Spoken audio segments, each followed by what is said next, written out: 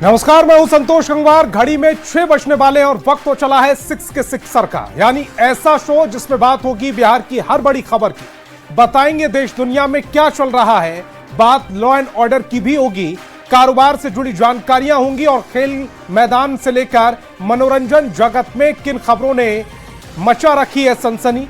हर खबर से आपको कराएंगे अपडेट। शुरुआत करते हैं बिहार की बड़ी खबरों के साथ।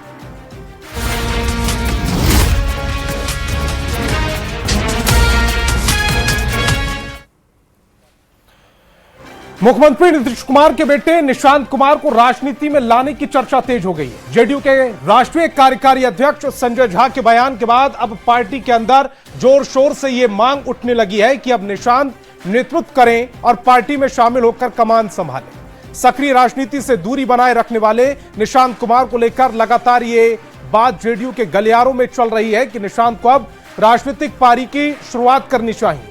बिहार चुनाव में बम्पर जीत के लगभग 3 हफ्ते बाद जेडीयू के राष्ट्रीय कार्यकारी अध्यक्ष और पार्टी के राज्यसभा सांसद संजय झा ने पहली बार पटना एयरपोर्ट पर फिर से ये बात छेड़ी और तब से लेकर अब तक लगातार जेडीयू के कार्यकर्ता और नेता निशांत के सियासी पदार्पण की इच्छा जता रहे।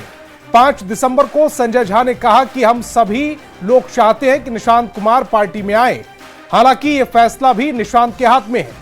इसके बाद 6 दिसंबर को जेडीयू विधायक विनय चौधरी ने अपनी आकांक्षाओं को मीडिया के सामने रखा।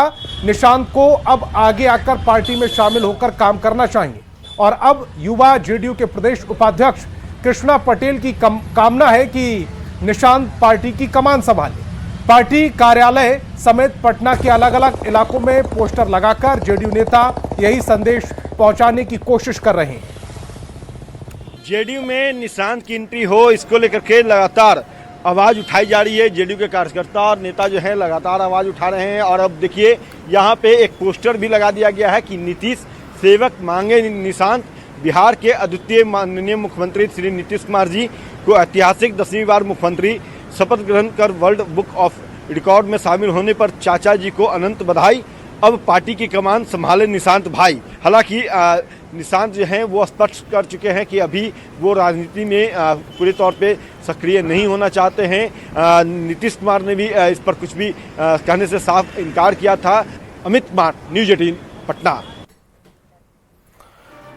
और कल नीतीश कैबिनेट की बड़ी बैठक होने वाली है। मुख्य सचिवालय के मंत्रिमंडल कक्ष में दोपहर 3:30 बजे से यह अहम बैठक होगी जिसमें कई एजेंडों पर मोहर लग सकती है।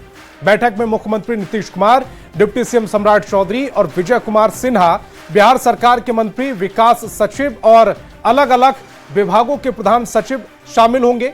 माना जा रहा है कि बिहार में अगले 5 सालों में 1 करोड़ सरकारी नौकरी और रोजगार देने के लक्ष्य को पूरा करने के लिए सरकार कोई ठोस कदम उठा सकती है। नौकरी और रोजगार के लिए बनने वाले 3 नए विभागों पर भी कैबिनेट की मोहर लग सकती है। युवा रोजगार एवं कौशल विकास विभाग, उच्च शिक्षा विभाग और नागर विमानन विभाग बनाने का सरकार ने फैसला किया है, जिसकी औपचारिकता कल पूरी कर ली जाएगी, ऐसी चर्चा है। तीनों नए विभागों का स्वरूप और इसका काम क्या होगा, इस पर भी विस्तार से चर्चा हो सकती है। बिहार के युवाओं को कैसे रोजगार से जोड़ा जाए, इसे लेकर सरकार बड़ा फैसला, बड़ा निर्णय ले सकती है।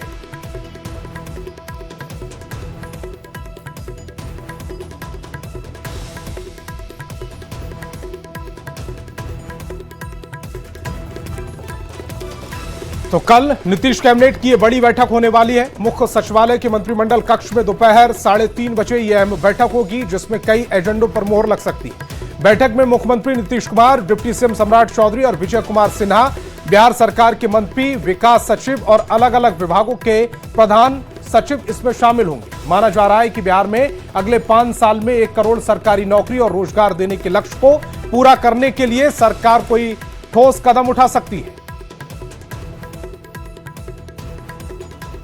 तो चलिए अब आपको विस्तार से बताते हैं कि इन तीनों नए विभागों के बनने से नीतीश सरकार की इसके पीछे योजना क्या है।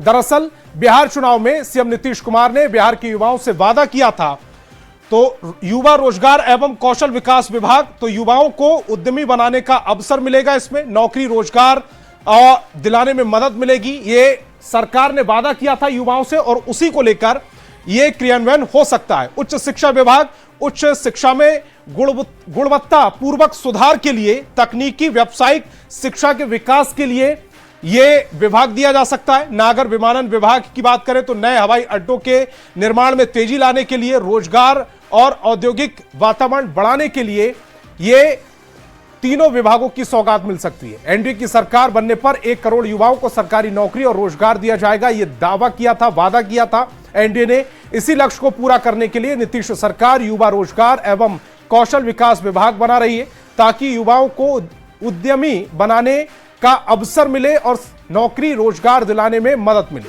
उच्च शिक्षा विभाग इसलिए बनाया जा रहा है ताकि उच्च शिक्षा में गुणवत्ता पूर्वक सुधार हो, तकनीकी व्यावसायिक शिक्षा का विकल्प मिले।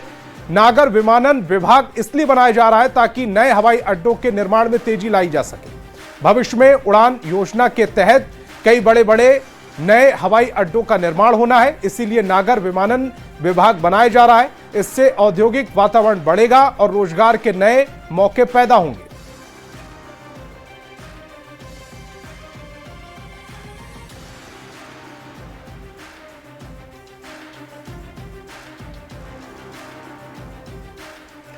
और बिहार में न्यूक्लियर प्लांट बनाने की भी तैयारी है। बिहार में 3 न्यूक्लियर पावर प्लांट बनाने की तैयारी शुरू हो चुकी है। सीवान, बांका और राजौरी में सर्वे का काम शुरू हो चुका है। NPCIL NTPC ने सर्वे का काम शुरू कर दिया है। डिप्टी सीएम सम्राट चौधरी ने एक्स पर इसको लेकर जानकारी साझा की। सम्राट चौधरी ने एक्स पर लिखा है कि प्रधानमंत्री नरेंद्र मोदी के नेतृत्व में केंद्र सरकार ने बिहार में 3 न्यूक्लियर पावर प्लांट बनाने की तैयारी शुरू कर दी है। इसके लिए सीवान, बांका और राजौली में NPCIL NTPC ने सर्वे का काम शुरू कर दिया है। NPCIL NTPC की संयुक्त टीम तीनों जगहों पर भूकंप, पानी की उपलब्धता, जमीन की उपलब्धता, आबादी का घनत्व और जमीन की स्थिति से जुड़े सभी पहलुओं की जांच कर रही है। संयुक्त टीम केंद्र और राज्य सरकार को जल्द ही अपनी विस्तृत रिपोर्ट सौंपेगी। देश में 100 गीगावाट परमाणु ऊर्जा उत्पादन का लक्ष्य जल्द पूरा हो सके, इसके लिए कदम अत्यंत महत्वपूर्ण है।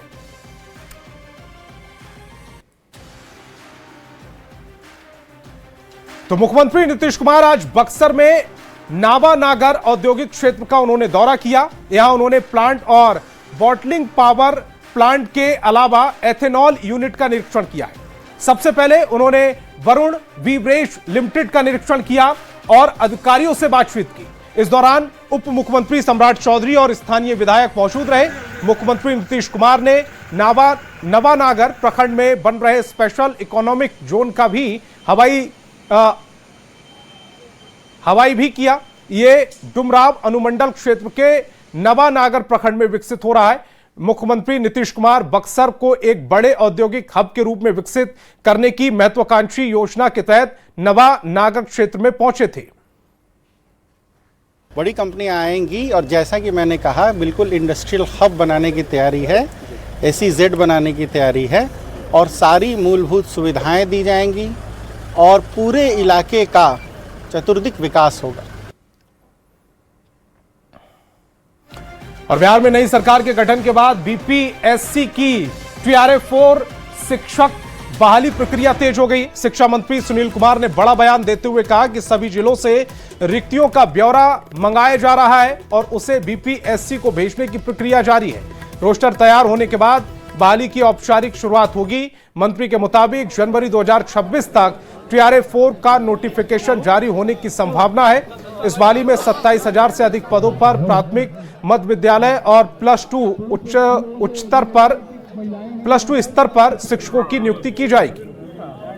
हाली होगी, कुछ रोस्टर वगैरह का उसमें मसला है, वो शीघ्र उसका निराकरण कर लिया जाएगा। हमने पूर्व में भी कहा था कि BPSC से हम लोग पुनः समन्वय बनाए हुए हैं और इसकी शीघ्र कार्रवाई की जाएगी। गठन हो रहा है, चर्चा है कि दो शिक्षा मंत्री होंगे। इस पर हमारा ये स्वागत योग्य है, तो ये स्वागत योग्य है और बाकी आगे जो माननीय मुख्यमंत्री जी निर्णय लेंगे वो निश्चित रूप से शिक्षा के हित में, आज तक उन्होंने निर्णय लिया है और भविष्य में और वर्तमान में भी शिक्षा के और खास करके छात्र छात्राओं के हित में ही सारे निर्णय लिए जाएंगे। और सरकार गठन के बाद से गृह मंत्री सम्राट चौधरी लगातार एक्शन में दिख रहे हैं। बिहार में 100 फास्ट ट्रैक कोर्ट का गठन होगा। लंबित मामलों के निपटारे को अब गति मिलेगी, तेजी मिलेगी। संवेदनशील केस का त्वरित निपटारा होगा।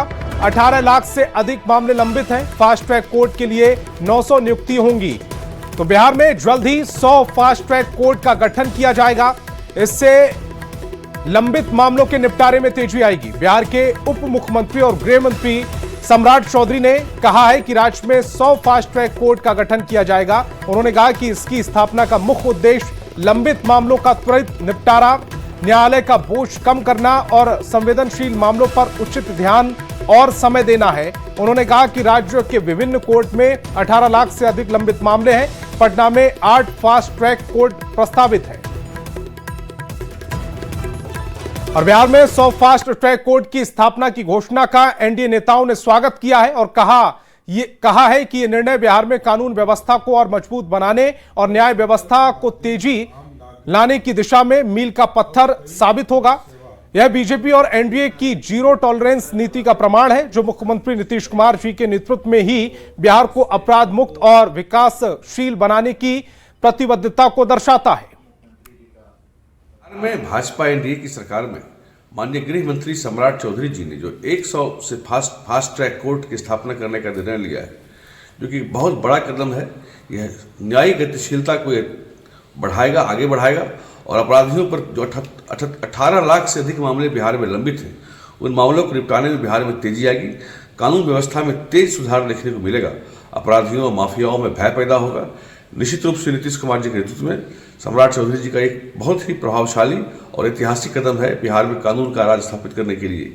यह दर्शाता है कि कैसे नीतीश कुमार जी के नेतृत्व में बिहार में भाजपा एनडीए अपराध पर जीरो टॉलरेंस नीति के लिए प्रतिबद्ध है, कटिबद्ध है। फुलवारी शरीफ के जेडीयू विधायक श्याम रजक ने नेता प्रतिपक्ष तेजस्वी यादव पर निशाना साधा और कहा वे चुनाव के बाद गायब हैं। उनका ढूंढने का काम आप लोग कीजिए। चुनाव में काम की बात हुई थी, काम जीत गया और बात हार गई।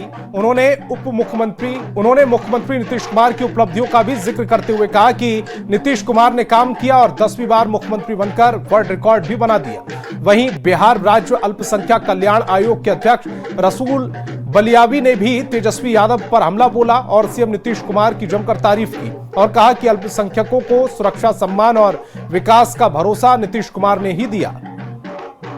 जो लोग गायब हैं उसका खोजने का काम आप लोग कीजिए, उसका हम लोग क्या जानते हैं। हम लोग काम में विश्वास करते हैं। ये चुनाव भी काम बनाम बात का था, बातें हार गई, काम जीत गया और वर्ल्ड रिकॉर्ड में नीतीश कुमार जी को 10वीं बार मुख्यमंत्री बनाया गया। हम लोग उस काम पे काम करते हैं। 2005 से अब तक बिहार के मुसलमानों के लिए, दलितों के लिए, महादलितों के लिए, हर बिहारी के लिए अगर किसी ने बेहतर किया है और बेहतर करने का एजेंडा है तो बिहार के मुख्यमंत्री नीतीश कुमार के पास है। इनके यहाँ परिवार नहीं है,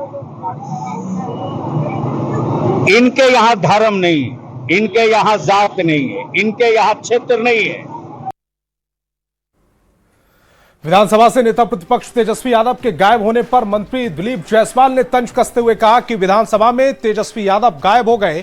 पूरे देश में चर्चा है कि नेता प्रतिपक्ष सदन चलने के दौरान गायब रहते हैं। इस बात को छिपाने के लिए उल्टी सीधी बात कर रहे हैं। तेजस्वी सदन में क्यों नहीं थे?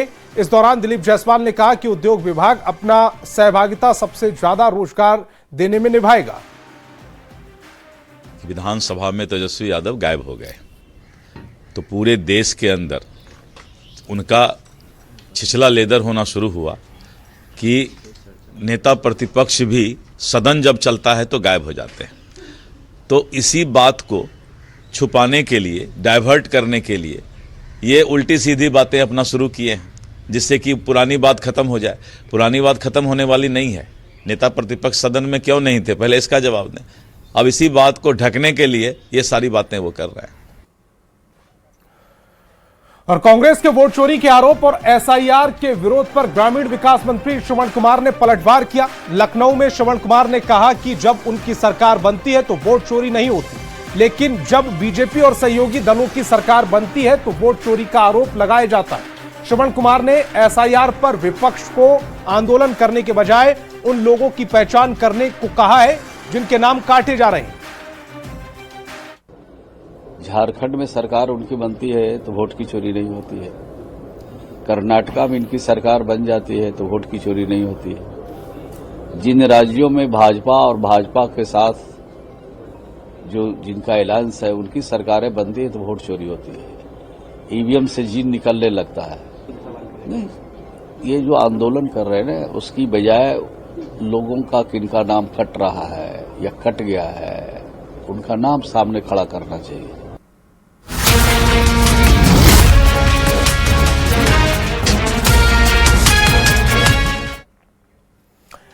और रांची से बड़ी खबर मिल रही है। रांची में चल रही है एसीबी की रेड, अब जो खत्म हो गई है। श्रवण जालान के ठिकानों पर यह रेड चल रही थी, कई दस्तावेजों को जब्त किया गया है। आईएएस विनय चौबे के करीबी हैं श्रवण।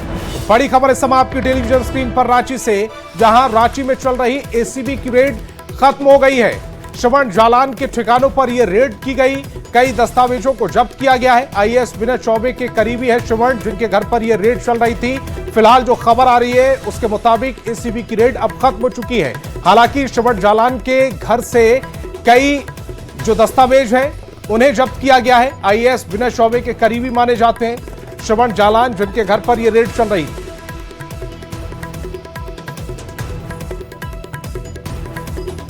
तो रांची से बड़ी खबर, जहां रांची में चल रही एसीबी की रेड अब खत्म हो चुकी है। श्रवण जालान के ठिकानों पर यह रेड चल रही थी, कई दस्तावेजों को जब्त किया गया है। आईएएस विनय चौबे के करीबी है श्रवण, जिनके ठिकानों पर यह रेड चल रही थी। फिलहाल जो खबर आ रही है उसके मुताबिक अब रेड खत्म हो चुकी है। हालांकि एसीबी की टीम ने रेड खत्म करने के दौरान कई दस्तावेजों को जब्त किया है। ओम प्रकाश हमारे संवाददाता ज्यादा जानकारी के साथ फोन लाइन पर जुड़ रहे हैं। ओम प्रकाश, रांची में जो एसीबी की रेड चल रही थी श्रवण जालान के घर पर, वो खत्म हो गई है। क्या कुछ महत्वपूर्ण दस्तावेज यहां से जब्त किए गए हैं? जी, बता दें कि श्रवण जालान जो कि एक बड़े कारोबारी हैं, उनके आवास और उनके संस्थान जो प्रतिष्ठान है वहां पर आज एसीबी की दबिश जो है वो देखने को मिली है। फिलहाल ये जो दबिश थी, जो जांच थी, वो खत्म हो गई है, जो छापेमारी। उसके बाद यहां से अधिकारियों के द्वारा कई अहम दस्तावेजों को जब्त किया गया है, जिसमें कि जो जानकारी आ रही है वो संपत्ति से रिलेटेड जानकारी है, उनके कैश ट्रांजैक्शन को लेकर जानकारी है, खासतौर से प्रतिष्ठान है उसके जरिए कहीं मनी लॉन्ड्रिंग तो नहीं की गई है। इससे संबंधित जो दस्तावेज थे उन्हें जब्त किया गया है। तो कहा जा सकता है एक बड़ी कार्रवाई है, जिसमें कि विनय चौबे के करीबियों पर अब जो है वो एसीबी का शिकंजा जो है वो धीरे धीरे और भी ज्यादा कसता हुआ नजर आ रहा है। और इस महत्वपूर्ण जांच के बाद इस पूरे केस में जो आय से अधिक संपत्ति का विनय चौबे पर, उसमें और कोई अहम सुराग जो बाकी ओम प्रकाश, जो कागजात जब्त किए गए उससे अब परत दर परत इस पूरे मामले की तस्वीर साफ होने की उम्मीद है। आप हमारे साथ जुड़े, आपका बहुत बहुत शुक्रिया। और अगली खबर दानापुर से है, जहां तेज रफ्तार का कहर देखने को मिल रहा। गोला रोड में एक तेज रफ्तार कार ने अनियंत्रित होकर कई लोगों को कुचल दिया। इस दर्दनाक हादसे में एक बुजुर्ग समेत 6 लोग घायल हो गए, जिन्हें इलाज के लिए अस्पताल में भर्ती कराया गया है। दुर्घटना में सड़क पर बैठा एक कुत्ता भी गंभीर रूप से जख्मी हो गया, जो दर्द से तड़फड़ा उठा और वीडियो में दिखाई दे रहा है। ये पूरी घटना एक दुकान के पास लगे सीसीटीवी कैमरे में कैद हो गई। वीडियो में आप देख सकते हैं कि किस तरह तेज रफ्तार ये काले रंग की कार आती है और लोगों को कुचलते हुए आगे बढ़ जाती है। वीडियो में बाइक के पास आप बेजुबान कुत्ते को भी देख सकते हैं, जिसे तेजी से रौंदते हुए गाड़ी नजर आ रही है। हालांकि गनीमत रही कि दुकान के पास खड़े कई लोगों की जान बच गई। मौका देखते ही वो दुकान में घुस गए, लेकिन जो लोग आगे खड़े सड़क के किनारे खड़े थे उन्हें कार सवार ने कुचल दिया। सीसीटीवी वीडियो में यह भी दिख रहा है कि हादसे के बाद लोग आरोपी ड्राइवर को रोकने की कोशिश करते हैं, लेकिन ड्राइवर गाड़ी चालू कर भागने की कोशिश करता है और एक झटके में कार निकालकर मौके से फरार हो जाता है। पुलिस वीडियो के आधार पर कार मालिक की पहचान करने में जुटी है।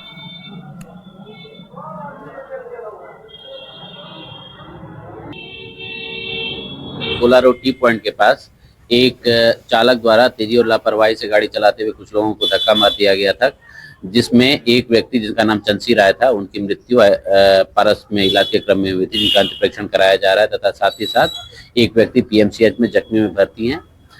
विधि व्यवस्था की कोई समस्या नहीं है। गाड़ी को सीसीटीवी के द्वारा पहचान करने का प्रयास किया जा रहा है, साथ ही साथ उचित प्राथमिकी दर्ज कर कार्रवाई की जा रही है। और पटना से बड़ी खबर मिल रही है, एआईएमआईएम के 3 विधायकों ने सीएम नीतीश कुमार से एक अड़े मार्ग में जाकर मुलाकात की है। मुलाकात में अपने विधानसभा क्षेत्र में विकास कार्यों के लिए आग्रह किया। अख्तरुल ईमान, मकसूद आलम और सरवन आलम ने यह मुलाकात की है। जेडीयू के प्रदेश अध्यक्ष उमेश कुशवाहा भी मौजूद थे। सियासी हलचल के बीच यह मुलाकात महत्वपूर्ण मानी जा रही है। आज ही एआईएमआईएम के एक विधायक ने नीतीश कुमार की तारीफ भी की थी। और आनंद अमृतराज हमारे संवाददाता ज्यादा जानकारी के साथ फोन लाइन पर जुड़ रहे हैं। आनंद अमृतराज, यह मुलाकात सिर्फ विकास कार्यों को लेकर है या इसके पीछे की मंशा कुछ और है, क्योंकि तारीफों का दौर लगातार जारी है? देखिए, निश्चित तौर पे जिस तरीके से आज सुबह में ही मुर्शीद आलम जो एआईएम के विधायक थे, उन्होंने जब नीतीश कुमार की जमकर तारीफ की थी और कहा था कि वो मेरे राजनीतिक गुरु भी हैं, मैं उनका एहसान नहीं भूल सकता। उसके बाद अख्तरुल ईमान भी सदन के अंदर कई बार नीतीश कुमार के अच्छे कार्यों की तारीफ कर चुके हैं और बीच में सियासी सरगर्मी लगातार तेज है एमआईएम के विधायकों को लेकर। तो जाहिर तौर पे अभी कुछ भी कहना जल्दबाजी होगा, लेकिन इतना तो तय है कि एमआईएम के विधायकों का मिलना और भले ही विकास कार्यों का जो जाना, अभी अब कुछ देर पहले हमारी बातचीत हो रही थी अख्तरुल ईमान से, तो उन्होंने कहा था कि हम लोग अपने विधायकों के साथ हम लोग के इलाकों में कई समस्या है, नदी कटाव की समस्या है, सकोर में सैनिक स्टेशन के प्रस्तावित जमीन पे दोबारा विचार करने के लिए भी नीतीश कुमार जी से हमने आग्रह किया। उसके अलावा और भी कई से मामले थे जिसके बारे में हमने उनके संज्ञान में लाया, तो उन्होंने आवश्यक कार्रवाई का भरोसा दिया है। तो जाहिर तौर पे जनहित के जो मुद्दे रहते हैं हम लगातार सदन के अंदर से लेकर बाहर तक उठाते रहे और हम लोग आज मुख्यमंत्री से मुलाकात की, हम लोग की बातचीत काफी अच्छी रही और जाहिर तौर पे मुख्यमंत्री है तो उससे मिलना जुलना लगा ही रहता और पार्टी को इसमें नहीं शामिल किया जाए। लेकिन जाहिर तौर पे जिस तरीके से एमआईएम के 3 विधायकों ने मुलाकात की तो महत्वपूर्ण हो जाता है, क्योंकि अभी सियासी सरकार बाकी इस मुलाकात के बाद जो चर्चाएं चल रही हैं उसको लेकर ये तमाम सवाल लगातार भी उठ रहे हैं। आनंद अमृतराज, आप हमारे साथ जुड़े, आपका बहुत बहुत शुक्रिया।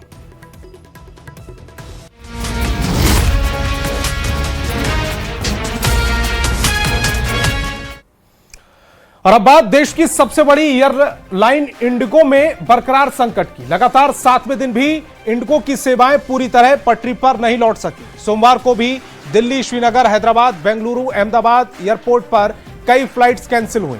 हालांकि इंडिगो के सीईओ पीटर अल्बर्ट ने कहा कि हालात रोज बेहतर हो रहे हैं। 10 दिसंबर तक ऑपरेशन नॉर्मल होने की उम्मीद है। उधर दूसरी ओर सुप्रीम कोर्ट ने इंडिगो के खिलाफ दायर याचिका पर तत्काल सुनवाई करने से इनकार कर दिया। सीजेआई सूर्यकांत ने कहा है कि भारत सरकार पहले ही इस मुद्दे पर एक्शन ले चुकी है। मामले की सुनवाई 10 दिसंबर को होगी। दरअसल इंडिगो संकट को लेकर सुप्रीम कोर्ट में याचिका दायर कर तुरंत सुनवाई की मांग की गई थी। कोर्ट ने कहा कि हमें पता है कि यात्रियों को परेशानी हो रही है, लेकिन सरकार इस मामले में काम कर रही है। सीजेआई ने कहा कि हालात जस के तस होते तो अलग बात है। हम समझते हैं कि लाखों लोग इस समस्या का सामना कर रहे हैं, लेकिन सरकार मामले को देख रही है, उन्होंने ही इसे संभालने दें। वहीं याचिकाकर्ता वकील ने कहा है कि 2500 उड़ानें विलंबित हैं और 95 हवाई अड्डे प्रभावित हैं।